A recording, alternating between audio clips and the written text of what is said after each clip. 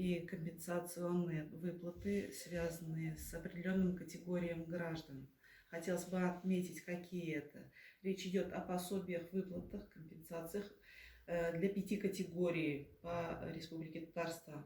Это неработающие граждане, имеющие детей, лицам, подвергшимся воздействию радиации, реабилитированным лицам, инвалидам, детям, инвалидам, имеющим транспортные средства по медицинским показаниям, и военнослужащим и членам их семей, пенсионное обеспечение которых осуществляет пенсионный фонд. Но в основном у нас передача дел произошла уже к этому моменту.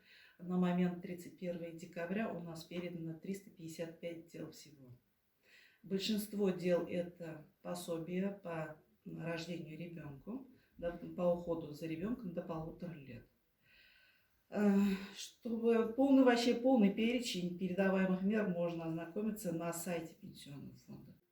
Если граждане имели право уже в 2021 году для обращения, но не обратились, они обращаются сюда уже к нам в Пенсионный фонд, а не в соцзащиту с заявлением, и их будет принимать наша клиентская служба Пенсионного фонда.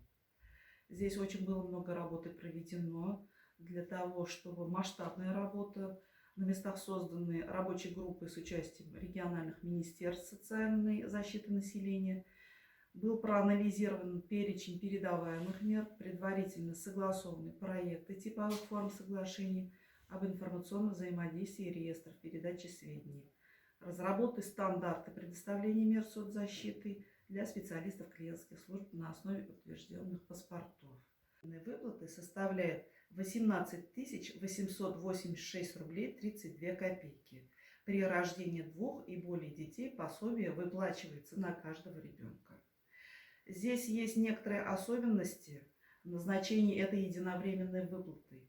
В частности, родители этого ребенка должны быть на момент обращения уже безработными. В этом случае они обращаются в пенсионный фонд, и будет назначаться единовременная выплата при рождении ребенка. То есть сколько детей, столько и будет выплата. Вот.